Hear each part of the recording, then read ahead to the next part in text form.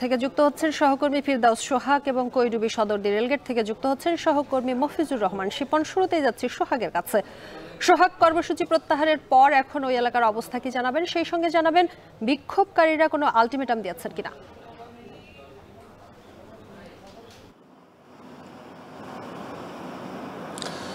আপনাকে ধন্যবাদ।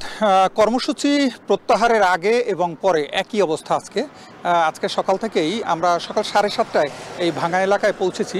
তখন থেকে এখন পর্যন্ত আমরা যেটা দেখতে পেয়েছি যে একেবারেই শান্তশিষ্ট পরিবেশ এবং কোনো ধরনের অপ্রীতিকর ঘটনা যাতে না ঘটে সেজন্য কিন্তু আইনশৃঙ্খলা রক্ষাকারী বাহিনী আজকে ভোর থেকেই কিন্তু সজাগ ছিলেন এবং আন্দোলনের যারা সাথে ছিলেন তাদের মধ্যে থেকে বিএনপি এবং সমমনা যারা ছিলেন তাদের এই আন্দোলনকারীদের মধ্য থেকে একটি ছোট সমাবেশ করা হয়েছে এখানকার ঈদগাহ চত্বরে ভাঙার।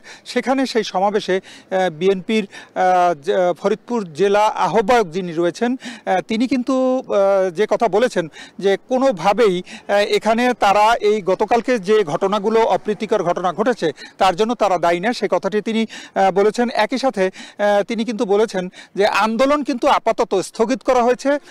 আদালতে একটি মামলা দায়ের করা হয়েছে, একটি রিট করা হয়েছে। সেই রিটের শুনানি 21 তারিখ পর্যন্ত চলতি মাসের, এবং যখন শুনানিটি হবে সেই শুনানি কি রেজাল্ট আসবে তার উপর নির্ভর করবে পরবর্তী সিদ্ধান্তটা, তখনই তারা বলতে পারবেন। কিন্তু তার আগ পর্যন্ত কিন্তু আন্দোলন যে স্থগিত তিনি সেটি আমাদেরকে নিশ্চিত করেছেন। একই সাথে একটু জানিয়ে রাখি যে সকাল থেকে কিন্তু আজকে এখন পর্যন্ত ফরিদপুরের ভাঙা এলাকায় যানবাহন চলাচল স্বাভাবিক ছিল।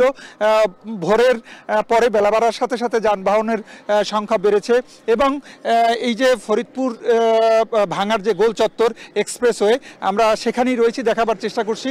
এখান থেকে বাস চলাচল করছে বিভিন্ন গন্তব্য, যেখান থেকে যেখানে বাস চলাচল করে সব জায়গাতেই কিন্তু বাস চলাচল স্বাভাবিক রয়েছে। একটু জানিয়ে রাখি যে ফরিদপুরের সংসদীয় আসন পুনর্বিন্যাস এর প্রতিবাদ ও পুরনো সীমানা বহালের দাবিতে মহাসড়ক রেলপথ অবরোধ কর্মসূচি করছিল এখানকার আন্দোলনকারীরা। 4 সেপ্টেম্বর গেজেটের মাধ্যমে 300 আসনের সীমানা যে নির্ধারণ চূড়ান্ত হয় সেই তালিকা প্রকাশ করে নির্বাচন কমিশন, এবং এরপর থেকে ক্ষুব্ধ হয় স্থানীয় এলাকার বাসিন্দারা, অর্থাৎ ভাঙা এলাকার বাসিন্দারা। তারা চাচ্ছেন আগে যেভাবে সীমানাটি ছিল সেই সীমানাই থাক।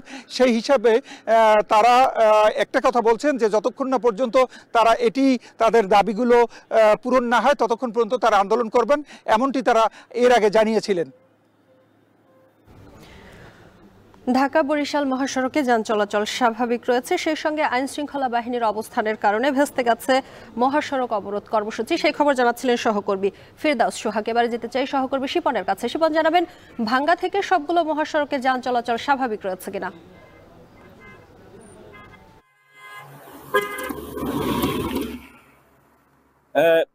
ভাঙ্গা থেকে যান চলাচল স্বাভাবিক সকাল 9টার পর থেকে কিন্তু স্বাভাবিক হতে শুরু করে পুরা ভাঙ্গা, ঢাকা বরিশাল, ঢাকা খুলনা মহাসড়কে সব জায়গায় কিন্তু যান চলাচল করে। আমি এই মুহূর্তে যেখানে দাঁড়িয়ে আছি সেটা কৈডুবি সদরদি, সেখানে রেল সড়ক রয়েছে, রেল লাইন রয়েছে। আমরা সেখানে রেল লাইন যে রয়েছে তার সঙ্গে কথা বলেছিলাম। তিনি বলেছেন যে স্বাভাবিকভাবেই ট্রেন খুলনা থেকে ঢাকা এবং ঢাকা থেকে খুলনা যাতায়াতের কোনো সমস্যা নেই এবং সেটা করছে। তো আমি কথা বলেছিলাম ফরিদপুর জেলা বিএনপির যে আহ্বায়ক আছে অ্যাডভোকেট মোতাবের সালিক স্যারের সঙ্গে। তিনি বলেছেন যে এই আন্দোলনকারীদের দাবি কিন্তু যৌক্তিক, এই আন্দোলনকারীদের সঙ্গে আমরাও সহমত পোষণ করি, তবে গতকালকে যে ঘটনা ঘটেছে সেটা তিনি নিন্দা জানিয়েছেন এমনটি বলেছেন। অন্যদিকে বলতে হয় যে আইন শৃঙ্খলা পরিস্থিতির বিষয়ে কথা বলেছিলাম ফরিদপুরের পুলিশ সুপার আব্দুল জলিলের সঙ্গে। তিনি জানিয়েছেন যে সরকারিভাবে নির্দেশ অনুযায়ী জেলা পুলিশ পর্যাপ্ত সংখ্যক সদস্য পুরো ভাঙ্গাতে রয়েছে এবং ভাঙ্গার বিভিন্ন যেসব পয়েন্টে মহাসড়কের যেসব পয়েন্ট অবরোধকারীরা অবরোধ করেছিল কয়েকদিন, সেখানে কিন্তু পুলিশ এবং যৌথবাদী সদস্যরা কিন্তু নিয়মিত টহল দিচ্ছে এমনটি বলেছেন। এদিকে জেলা প্রশাসক কামরুল হাসান মোল্লা গণমাধ্যম কর্মীদেরকে জানিয়েছেন যে অবরোধকারীদের যে শান্তিপূর্ণ অবরোধ ছিল তত সময় পর্যন্ত আমরা কিন্তু সহনশীল ছিলাম। গতকালকে যে ঘটনা ঘটেছে তারপরেই কিন্তু মূলত সোচ্চার হয়ে ওঠে এবং আমরা জেলা প্রশাসনের পক্ষ থেকে, জেলা প্রশাসন এবং পুলিশ প্রশাসনের পক্ষ থেকে কিন্তু আজকে সকাল থেকে জোরদার করা হয়। পাশাপাশি তিনি বলেছেন যে ভাঙ্গাবাসীর যে দাবিটি রয়েছে সে দাবির প্রেক্ষিতে নির্বাচন কমিশন আমাদের সঙ্গে যোগাযোগ করেছিল এবং নির্বাচন কমিশনকে আমরা গতকাল সন্ধ্যায় কিন্তু চিঠির বা প্রতিবেদন জমা দিয়েছি। আশা করছি হয়তো ভালো কিছু নির্বাচন কমিশন সিদ্ধান্ত নেবে এমনটি বলেছেন। তো আপনাকে বলে রাখি, ভাঙ্গা ভাঙ্গার যে মানুষের যে দাবি সেটি হচ্ছে যে এই মুহূর্তে যে দাবিটি রয়েছে সেটি হচ্ছে যে তাদের যে নেতা সমন্বয়কারীকে আটক করা হয়েছে এবং একটি মামলা হয়েছে 90 জনের নাম এবং 200 অজ্ঞাত। এই মামলা প্রত্যাহার এবং তাকে জামিনের ব্যাপারে তারা দাবি তুলছে। পাশাপাশি তাদের যে প্রধান যে দাবিটি রয়েছে ভাঙ্গা থেকে যে দুটি ইউনিয়ন পার্শ্ববর্তী নরকান্দা নিয়ে হয়েছে সেটা পুনরায় বহাল রাখবে এমনটি তারা প্রত্যাশা করছে। অন্যথায় আগামীতে তারা আরো দুর্বার আন্দোলন ঘোষণা দেবে এমনটি বলছে। যদিও আজকের কর্মসূচি কিন্তু বলা চলে যে সড়ক কিন্তু আইন শৃঙ্খলা বাহিনীর নিয়ন্ত্রণে এবং কোনো অবরোধকারী বা বিক্ষোভকারী কেউ আমরা দেখতে পাইনি। তবে তাদের সাথে ব্যক্তিগতভাবে কথা বলে যেটা জানতে পেরেছি যে আগামী রোববার পর্যন্ত তারা এই বিষয়টি দেখবে সরকারের পক্ষ থেকে কি সিদ্ধান্ত আসে, এরপরে নতুন কর্মসূচি তারা গণমাধ্যম কর্মীদের সঙ্গে তারা বিস্তারিত জানাবে এমনটি বলেছেন। সব মিলে বলতে হয় যে ফরিদপুরে ভাঙ্গার উত্তাল ভাঙ্গা এখন কিন্তু শান্ত এবং স্বাভাবিক হয়ে গেছে জীবন যাত্রার মান। তো এ ছিল ফরিদপুরের সর্বশেষ খবর।